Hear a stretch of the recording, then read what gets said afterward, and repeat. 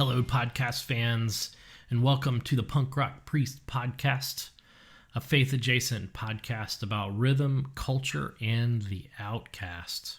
I'm your host, Kevin Veitinger, a.k.a. the Rev Kev, and this is episode 5. This week we sat down with our family friend, Lainie Liberty, who runs a program called Project World School.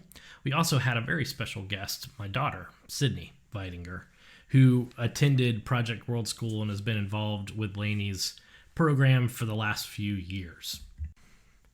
I really enjoy doing interviews for topics that stretch me, and this week is definitely one of those topics. So, as you'll hear in the interview, Sydney, our daughter, was a sophomore in high school when she decided to drop out. It was a really hard decision for me. My wife, as she always does, dealt with it with grace and wisdom. And I know now, looking back on it, that it was absolutely the right decision to make. But I really struggled with it. I'm definitely, on a lot of levels, a rule follower. And so following the prescribed path of going to school and graduating and going to college has just been completely ingrained in my brain. So we touch on that a little bit in our interview, but really and truly, this was one of those kind of timely conversations that I thought would be helpful and beneficial to a lot of folks out there. We were already in this shift from modernity to post-modernity, where we were and have been for a couple decades taking a closer look at our institutions, taking a closer look at how we do things in life, and seeing if they match up with our culture and the way our brains are wired now. We've done this with government. Hopefully we do this with government as we move forward, but that is certainly another topic for another day. We have been doing this with church. We've been doing this with all of the major institutions in our lives. And so why not do this with school? I think it certainly bears a closer look. We've been doing this way of school for so long. I think so many of us, including myself, just take for granted that the way that we do school in the U.S. still meets the goals and vision for what schooling is about. So I'm really excited for you to hear Lainie and Sydney talk a little bit about what the process has been for them to come to this model of unschooling, to talk a little bit about why they entered into this process of looking at school and seeing if it still worked for them. So as always, with all of my podcast conversations, I am not the expert. And so I'm really excited to share the expertise of these two brilliant women about what it means to be involved in the process of deconstructing our ideas of education and how they've entered into this world of unschooling. So without further ado, Lainie Liberty of Project World School and my daughter, the infamous Sydney Veitinger.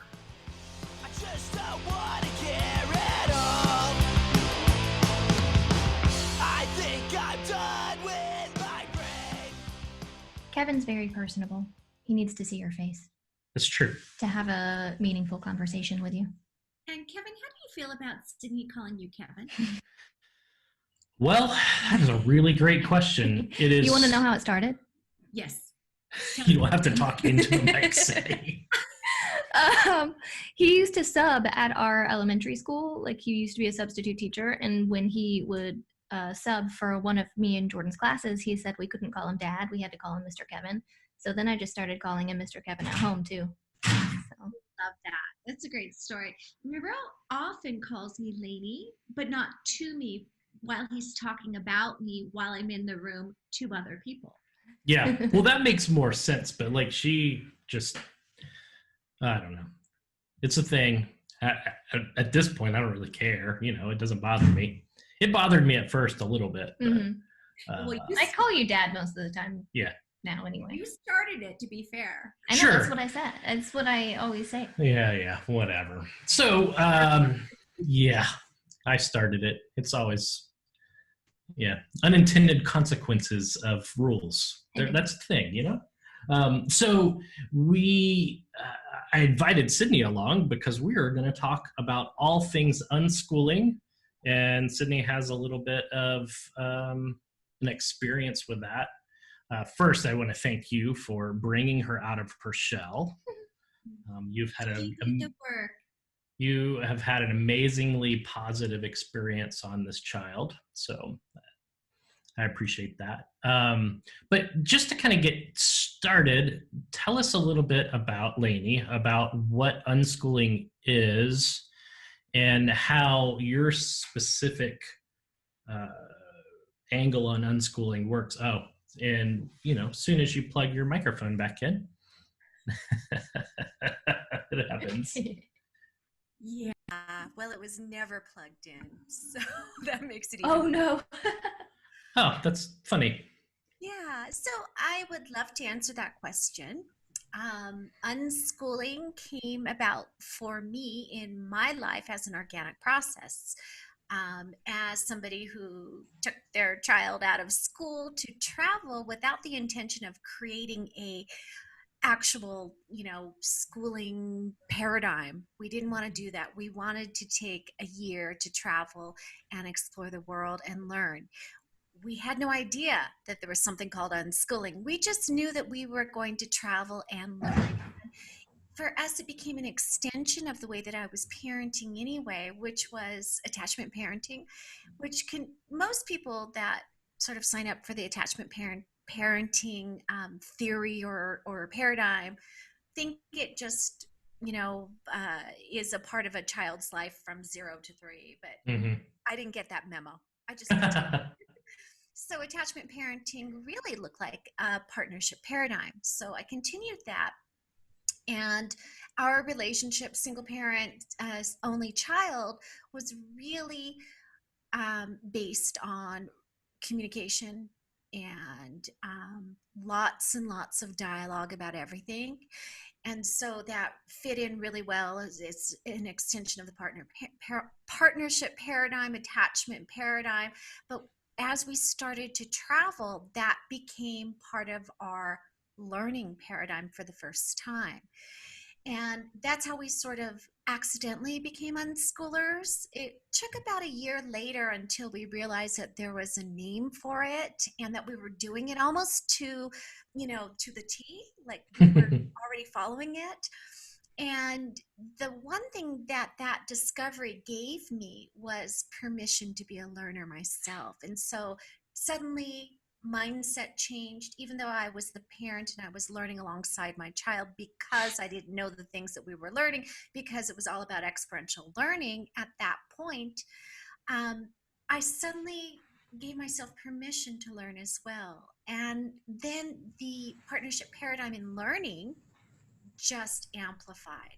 So now we had a different way of approaching what that looked like. So for us, it was family culture, education, ways of being in the world that was just so incredibly natural.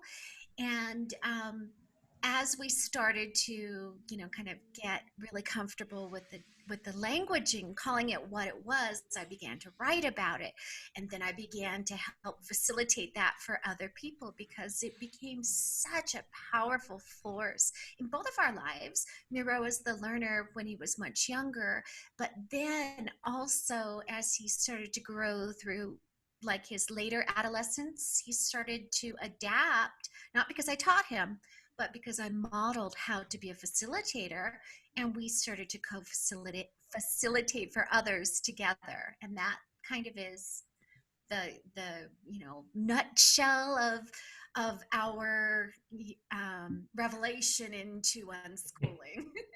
Well, can I ask, what was the catalyst that in your lives, if there was one, that brought you out of the traditional schooling model into trying to do something different?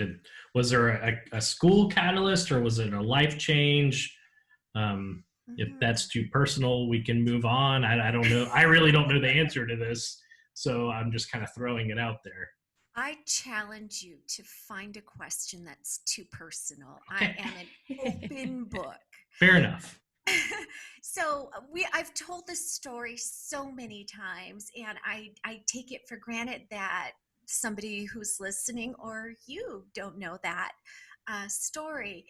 So it happened in 2008. I am from California, and I was a business owner, worked for almost 20 years, just 2 years shy of in 20 almost 20 years in marketing, advertising, consumerism, messaging, shall we say, branding. And as the economy crashed in California specifically, my clients, I owned the business for the last 8 of those almost 20 years. And as the economy crashed, my clients started to go away. And I was overstressed, overworked. So it was a combination of that.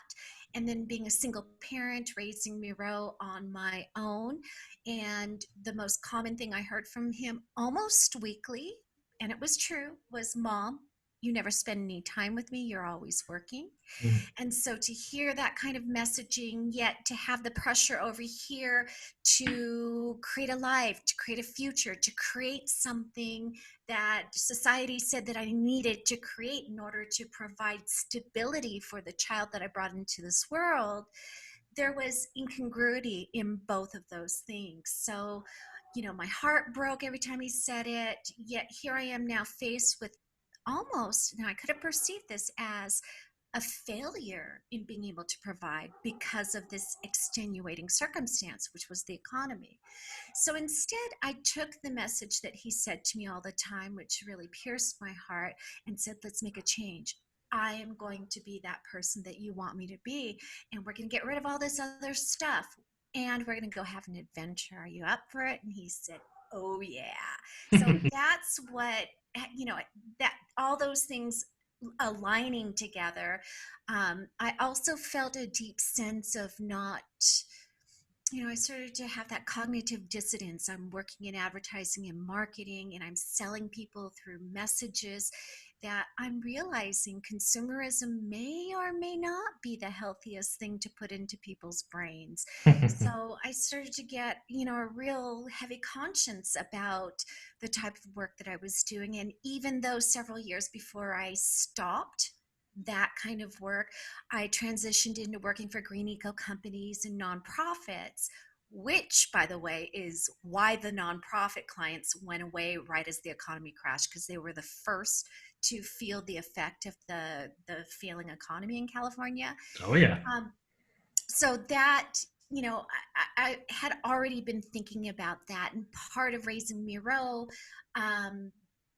during that time of his life, I was very, very acutely aware, and I was intentional about teaching him about media literacy. I was intentional in teaching him about point of view and message framing. Like, that was part of his childhood growing up, because I knew what I was doing to manipulate that by putting that into the world. So, again, that balancing act. So when the economy crashed and he said, yes, I'm up for this incredible adventure, we did it. We started to sell everything. We started to plan. We decided that we were just going to head south from where we were in California and go as far south as we could. And that would bring us all the way through Central America into South America, and ending up at the tip of Ushuaia in Argentina. And that was 12 years ago. Wow. But we've never made it to Argentina yet. So that's So the funny part. That's crazy. So how old was he when you started that adventure? 9, and he just turned 10 as we were heading out. Okay. So a fresh 10-year-old, but all of the planning and preparation for the 6 months prior, he was 9. Okay. So I also have here my daughter. And Sydney has a very different story of why she joined into your adventure, or I mean, I guess we as a family joined into the adventure. So, Sid, would you like to share kind of your story of why you left traditional schooling? Yeah, I left school. And for those that are listening that are fans of my band Jeff Two Names, this is the Sydney, and you're going to hear the story behind the infamous song "Sydney is a High School Dropout." Mhm. Thanks. You're welcome. Thanks. I like to call it withdrawing from school, That's not dropping out. way too many words for a punk song. Okay, You're asking Jeff too much for that. I left school or dropped out or withdrew, however you want to call it, like halfway through my sophomore year of high school. And I had been thinking about homeschooling or doing some form of alternative schooling for a few years, but I was never, let's call it, brave enough to make myself do that change. But at the end of the day, I was just unhappy in the school environment. It was too competitive. It wasn't set up for the way I learned. I couldn't justify to myself sitting in a classroom for 9 hours out of the day, 5 days a week, for what amounted to what I felt like nothing, while I felt like I could be doing other things. So I withdrew when I was about 15, and I started working at a local fabric store. But then I got involved in the unschooling movement through mostly through social media on Facebook. I joined a couple Facebook groups, and that's where I found Lainie and her co-facilitated Project World School that she ran with her son Miro. And I went on my first teen retreat that they run for unschoolers and alternative schoolers and teens, young adults. When I was 16, I think I went to Mexico with you guys for the first time, and it was very fun. And that's how I got involved in the alternative schooling movement. And I want to hear more about the specifics of that. I would say that your word that you used, unhappy with school, is an understatement. Yeah, I was not in a good place. Yeah, we watched Sydney kind of spiral into a very dark place.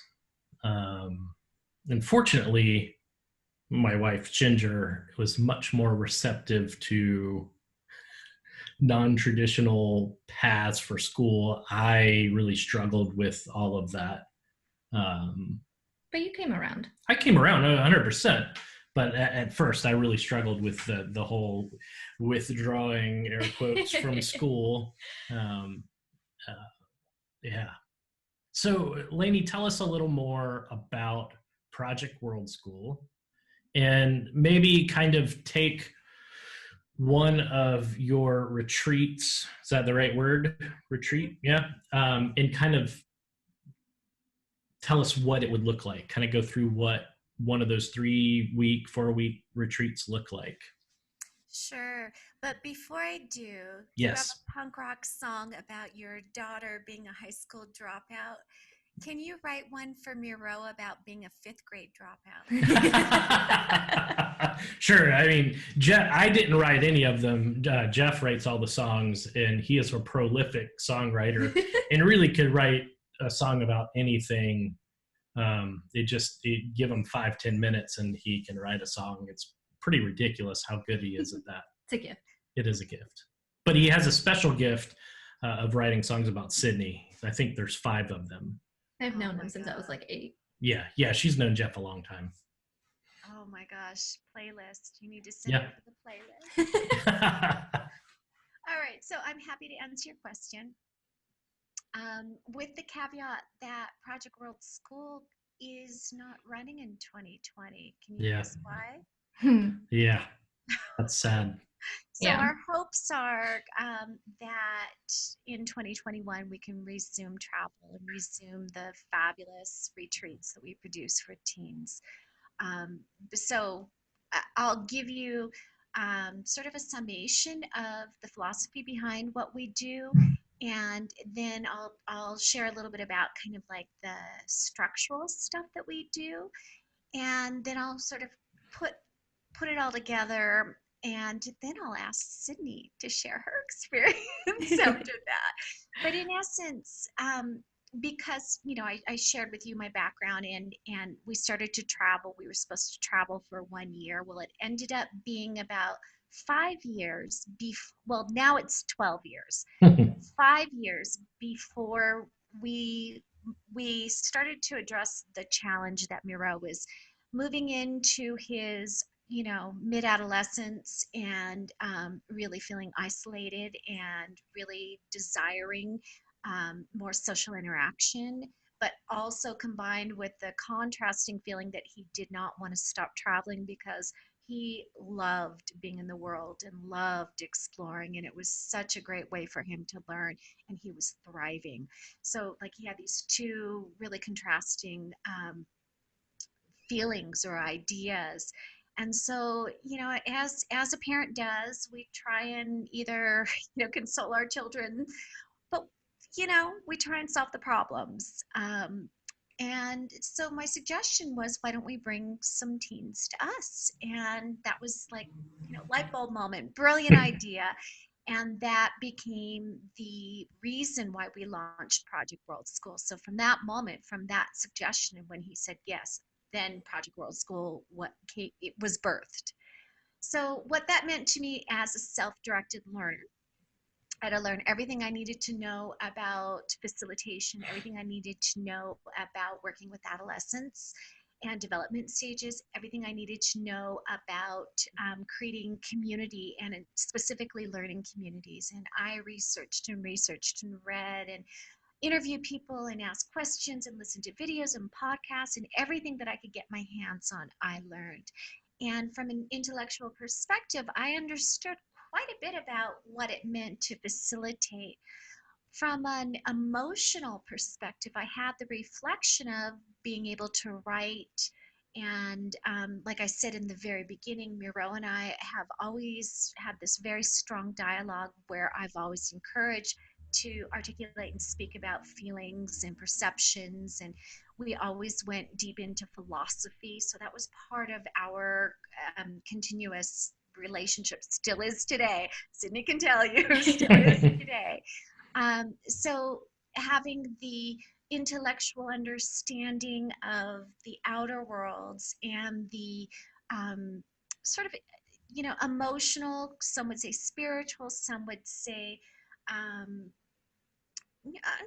sure, emotional. We can call it whatever you want to call it, but insert word here when we're talking about the inner perception of having a life experience. So we had both of those things.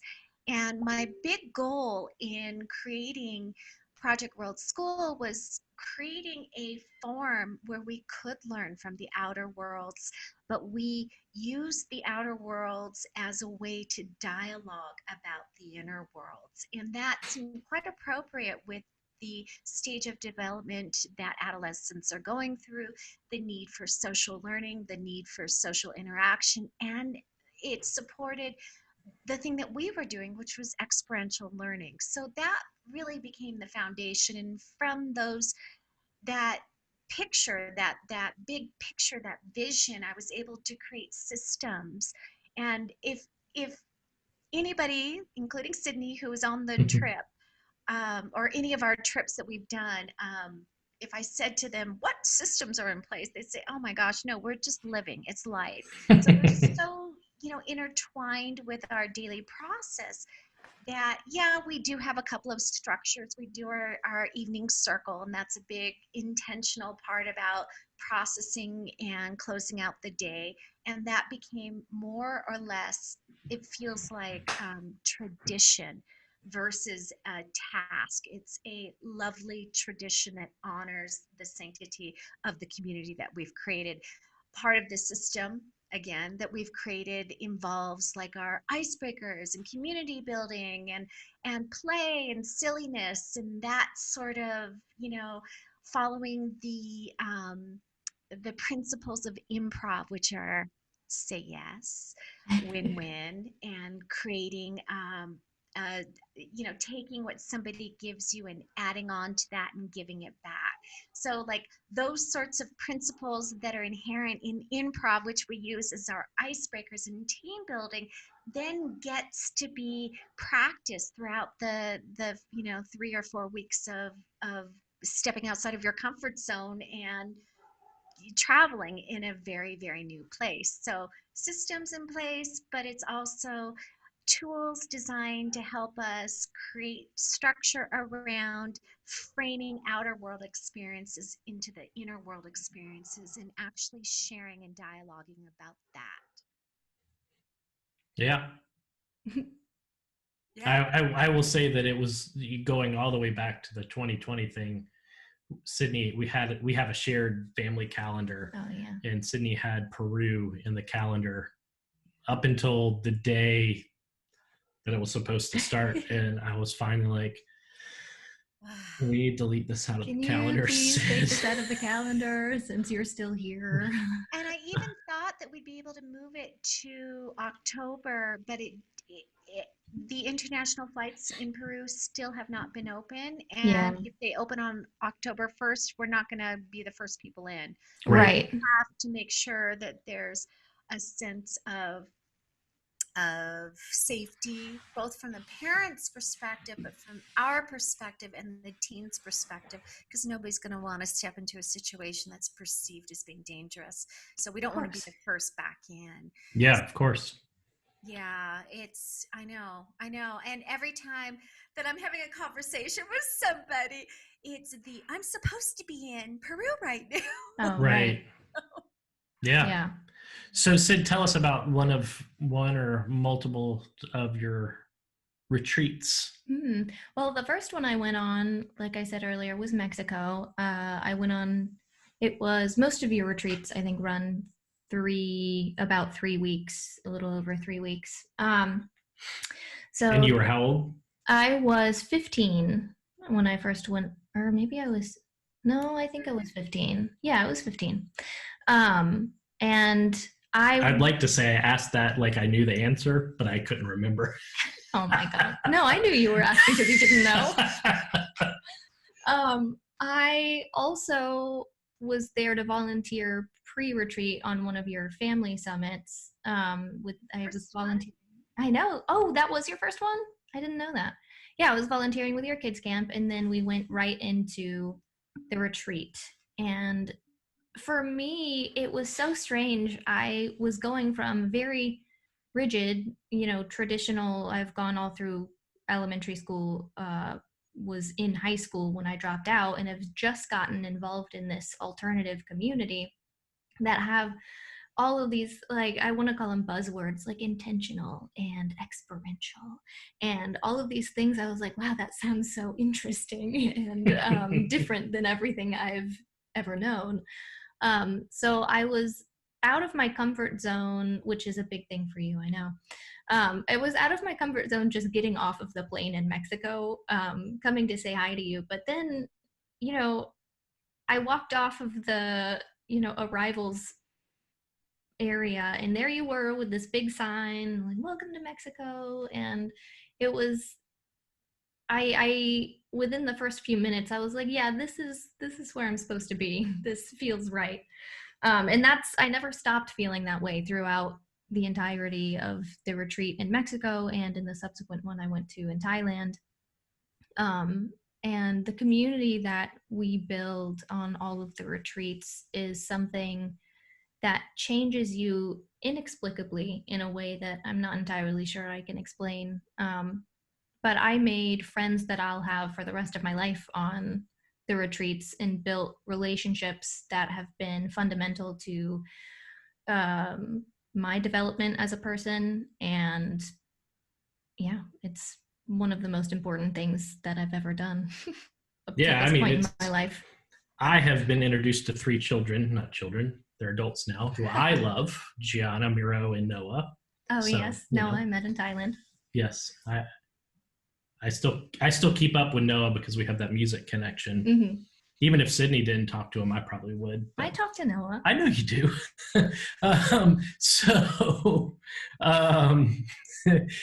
So for those people who are listening, who just imagine me when you were 14, you go back in time and you want to put my mind at ease.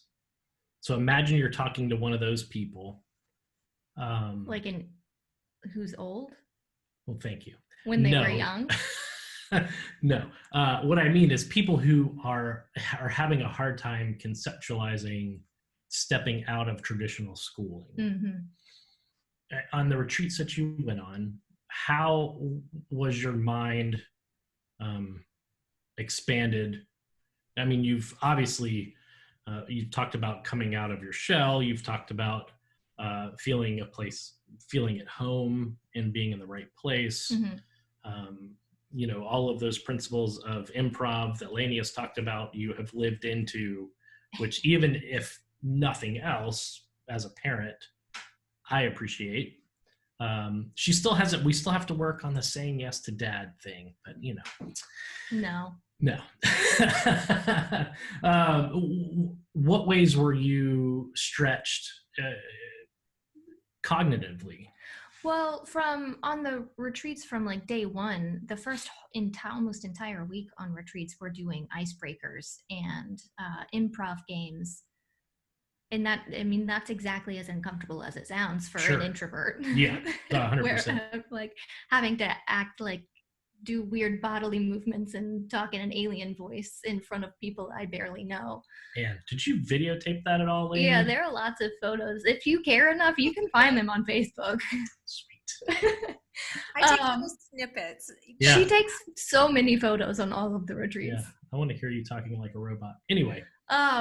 So that immediately is out of my comfort zone personally. I mean, maybe it's not for some kids, but I feel like for most of the kids young adults you get on the retreats, that's uncomfortable. I feel like that would be uncomfortable for anyone performing in front of people you don't know. But that immediately makes a feeling of camaraderie, like going through some traumatic experience together with the other kids. But it's just icebreakers. Yeah. And then you move into doing on the retreats all of these different excursions you do each day, wherever you are. Like in Mexico, we focused a lot on the history of the Maya culture, and we went on a lot of tours of the ruins. And we volunteered at a pet hospital at one time. But throughout all of these adventures and learning experiences you're doing all throughout the 3 weeks, you're building relationships with the other kids or young adults that are on the retreats. And every night when we come back to wherever we're staying, we have circle, which is kind of a way that we all check in with each other and talk about the day and process with each other. And that too creates another layer of familiarity and comfort within that learning community and within that space. Yeah. Go ahead, Lainie. I would just say that I am a firm believer that through vulnerability, we create connections. And I don't create these games, improv games to embarrass people. I create and facilitate the games, and I do it too. I'm playful, and I'm out there doing the thing too, showing them that it's okay to be crazy and wacky and put yourself out there. But that does challenge people to become vulnerable, and it's not a bad thing to be vulnerable. So the two things that I try and reprogram from Western culture: number one, vulnerability is bad. Vulnerability is the gateway to connection. That's we do that through practice. And number two, that it's okay to be uncomfortable. In Western culture, we've got pills for that. If you're uncomfortable, take a pill. If you, like are having a temper tantrum or need time out or whatever it is for yourself, go watch Netflix, chill out, that sort of thing.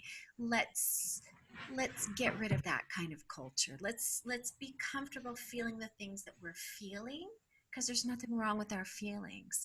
And being uncomfortable is one of those things. So, yeah.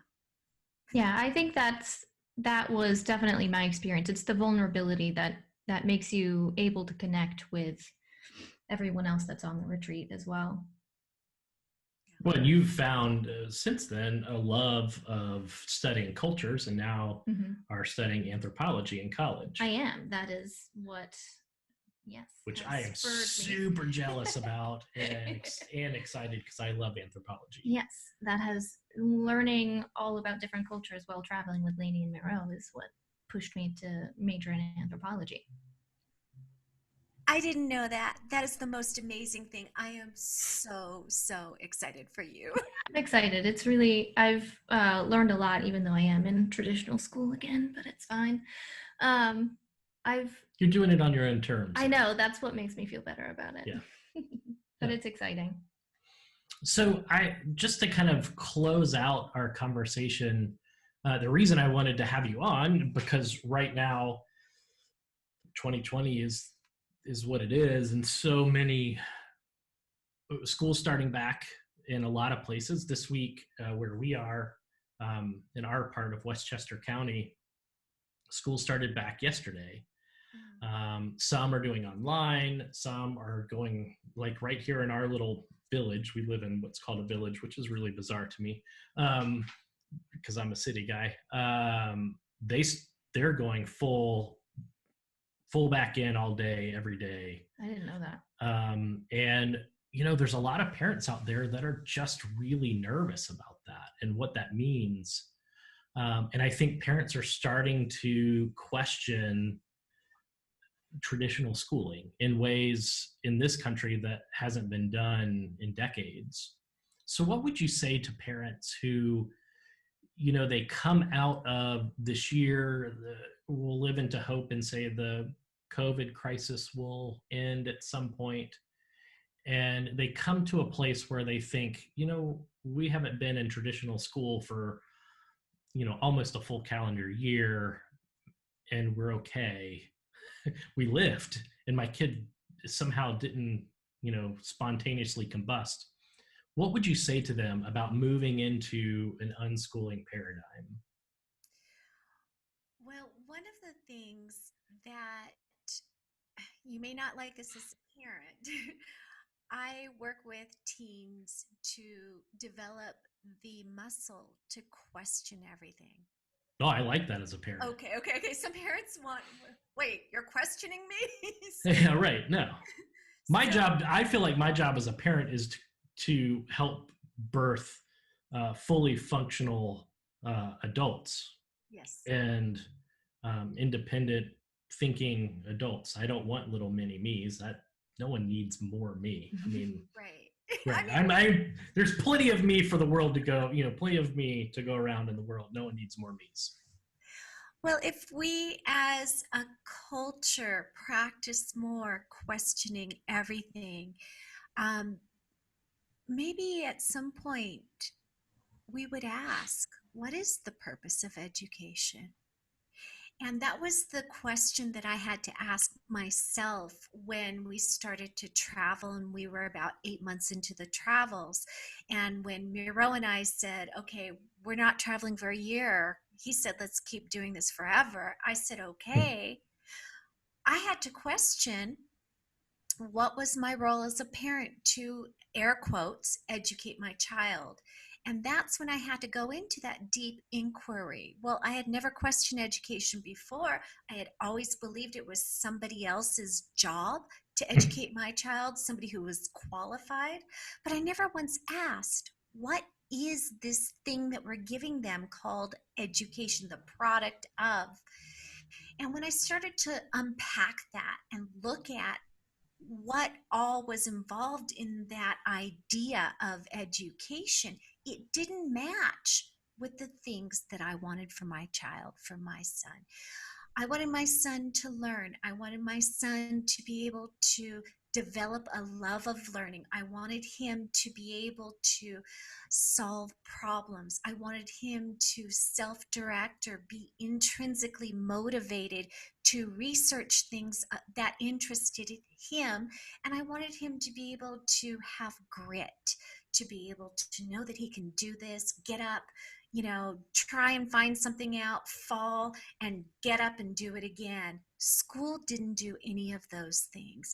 And I realized that within the paradigm of a conventional education, they're given content that is ordained as a specific developmental marker of your age. And for us, looking at fifth grade in California, Miro was supposed to spend a year learning about the missions in California.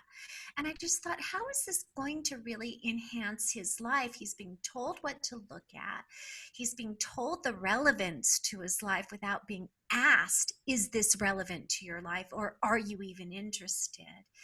And for me, that particular focus that he was supposed to be learning really gave me a hint and a clue and a cue that the content wasn't as important as the act of loving to learn and the act of actually being self-motivated to learn and to choose the thing that he was interested in. So the style of education that we chose fulfilled all the things that I wanted for my son, and he has got a PhD level knowledge in mythology, uh, comparative religions, philosophy. Why? Because he was interested in it. And he's spoken with PhDs and scholars who say, I am holding a conversation with somebody who's highly educated in these topics. And he's not been to school for these topics. So the ability to learn was there. And by nurturing that and really defining what education meant to us as a family and supporting and facilitating that became the best path for us. And it only happened because I questioned, what is education and what do I want for my son? How can I be the best provider in those things that I want for my son, in terms of education? And it meant by creating more freedom around that. So it's a mind shift. It's a uncomfortable road to walk down, and it's not easy to say, if you've gotten 40 or something years of, and I'm going to call it programming about what education is supposed to be, to suddenly say it's not that anymore. But if you're interested in doing the inquiry and exploring, there's so many resources out there. And if you decide to embark on this as a path, I would also urge that you start researching what it means to be in the process of deschooling. And that's the act of sort of letting these things come up, questioning these unquestioned beliefs, recognizing when you're saying schoolish thoughts, or schoolish questions, like asking your child, what did you learn today? That's left over from the paradigm of going to school. And I would also say, take this journey in partnership with your child. Awesome.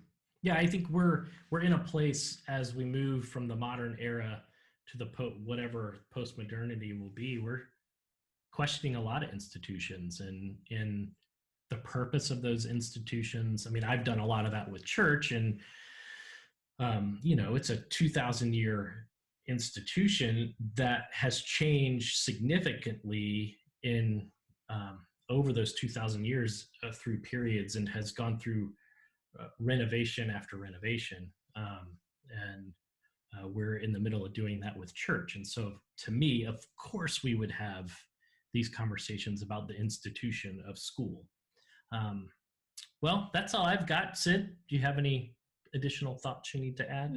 Well, I mean, in the idea of deschooling, I had to go through that when I was preparing to leave school. Yeah. I read a book called The Teenage Liberation Handbook by, I think, Llewellyn. Yeah, Grace Llewellyn. Grace Llewellyn, that's who I thought.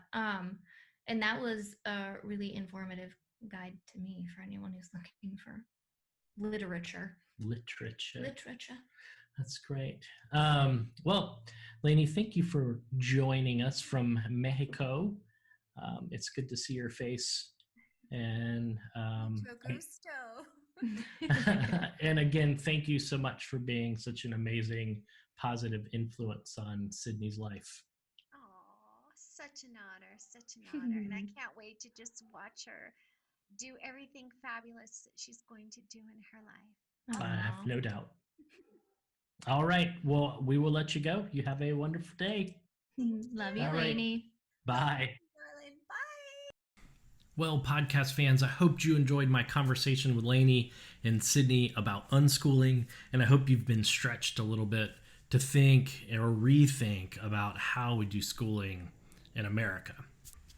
So being that this show was about schooling and we talked to Sydney and about her process of going from traditional schooling to dropping out to being an unschooler, I thought it very appropriate to share a song from my band, Jeff Two Names, called Sydney is a High School Dropout. Sydney has known Jeff since she was like 9 years old. She played on one of Jeff's soccer teams, and ever since then, they've had a really funny relationship, and Jeff has written several songs about Sydney, and this, I believe, was the very first one. So if you've ever come and seen my band play, we do a little section in the middle of the set where we do 4 true songs in less than 2 minutes and 30 seconds, and we always joke about it being a Guinness Book of World Records record. This song is the very last song in that 4-song stanza, as Jeff calls it, and it's a very short song, and I always like to yell out "True Story" right before we play it when I count off. So I hope you enjoy this song, Sydney is a High School Dropout by Jeff Two Names. Sydney has thought about it. The best part of school is dropping out of it. She can stay at home, do what she likes. Can't drive yet, she can ride her bike. She's too stuck in school, too stuck in rules, too stuck in mission, too stuck in you. Wow! Sydney is a high school dropout. Sydney is a high school dropout. Sydney is a high school dropout. Sydney is a